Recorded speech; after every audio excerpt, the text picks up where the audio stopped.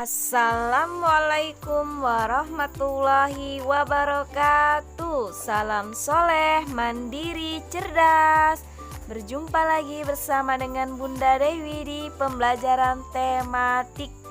Oke, anak soleh, hari ini kita akan bahas yang pertama, muatan bahasa Indonesia, mengelompokkan dan menjelaskan peran tokoh dalam teks fiksi. Di dalam novel banyak beragam tokoh ya nak soleh, dengan karakter masing-masing. Ada karakter yang disebut protagonis, antagonis. Yang pertama adalah protagonis. Protagonis adalah tokoh utama atau sang jagoan yang menjadi pusat dari sebuah cerita. Nah, protagonis ini umumnya memiliki sifat yang baik hati, penolong, dan menegakkan keadilan. Tapi ada pula protagonis yang keras kepala, bersifat tidak baik dan berlaku buruk. Namun seiring perkembangan cerita, sifatnya akan berubah menjadi baik. Nah, yang kedua adalah tokoh antagonis ya nak soleh.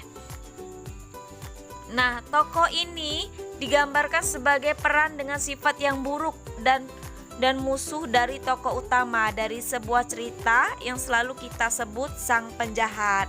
Antagonis ini selalu digambarkan sebagai sosok yang dapat membuat pembaca itu merasa kesal dan gembira apabila antagonis kalah pada akhir cerita. Nah, selanjutnya kita lanjutkan mapel muatan IPS, menjelaskan corak kegiatan ekonomi di lingkungan sekitar. Nah, setiap kegiatan ekonomi memunculkan beragam mata pencarian. Mata pencarian disesuaikan dengan corak kehidupan masyarakat di sekitar. Nah, ini anak soleh, lihat ya.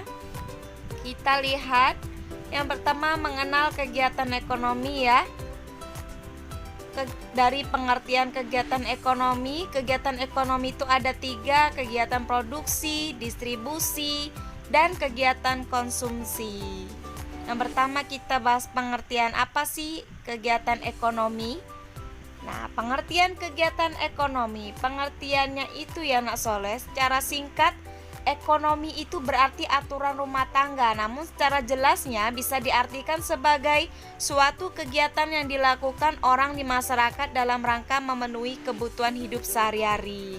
Nah, contoh kegiatan ekonomi ya nak soleh. Nah, bagaimanakah proses ikan di laut hingga tersaji di meja kita? Ayo, ada yang tahu? Ini ada proses produksi, distribusi, dan konsumsi. Yang pertama, kegiatan produksi itu nelayan menangkap ikan di laut ya.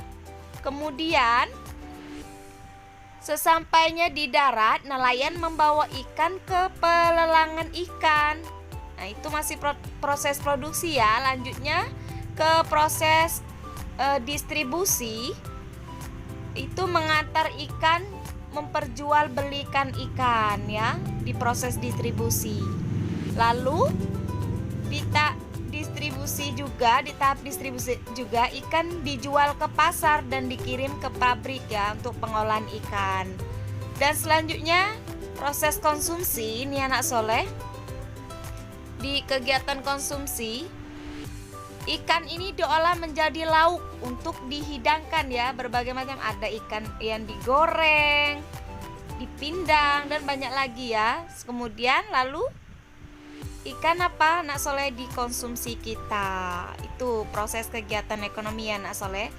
Nah, dari situ anak soleh, jenis pekerjaan yang ada di masyarakat itu beragam. Pekerjaan tersebut dikelompokkan menjadi 2, yaitu pekerjaan yang menghasilkan barang, merupakan pekerjaan yang memproduksi berbagai benda, seperti petani yang menghasilkan padi, terus nelayan menangkap ikan. Lalu pekerjaan yang menghasilkan jasa, itu merupakan pekerjaan yang tidak menghasilkan barang melainkan jasa, seperti dokter, guru ya. Lanjut anak soleh, muatan PPKN. Kita akan belajar tentang perbedaan karakteristik individu. Nah, mari kita belajar keragaman karakteristik individu di Indonesia ya anak soleh. Nah, anak soleh tahu nggak apa itu karakteristik individu? Karakteristik individu adalah perbedaan individu dengan individu lainnya. Nih, sedangkan keberagaman individu adalah berbagai karakter seseorang yang ada di lingkungan sekitar kita. Nah, ada 5 macam karakteristik individu: umur, jenis kelamin, ras, pengetahuan, agama. Itu ya karakteristik individu anak soleh. Yang pertama, umur atau usia. Yang kedua, umur ini bisa dibedakan menjadi 2, yaitu tua dan muda. Orang yang umurnya lebih banyak biasanya disebut lebih tua, sedangkan yang umurnya paling sedikit dari kita itu disebut lebih muda ya anak soleh. Yang kedua itu jenis kelamin anak soleh. Nah, jenis kelamin ini anak soleh, jenis kelamin ini dibedakan menjadi 2, yaitu perempuan dan laki-laki. Yang ketiga, ras atau suku. Nah, suku atau ras ini anak soleh, ada berbagai macam suku di Indonesia seperti suku Batak, suku Melayu, suku Jawa, suku Betawi, suku Sunda, suku Baduy, dan sebagainya.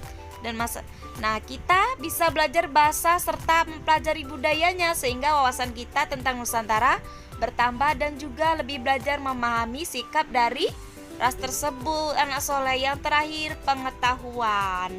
Yang keempat ya, pengetahuan. Nah, pengetahuan ini bisa diukur dari tinggi rendahnya tingkat pendidikan seperti tingkat TK, SD, SMP, SMA.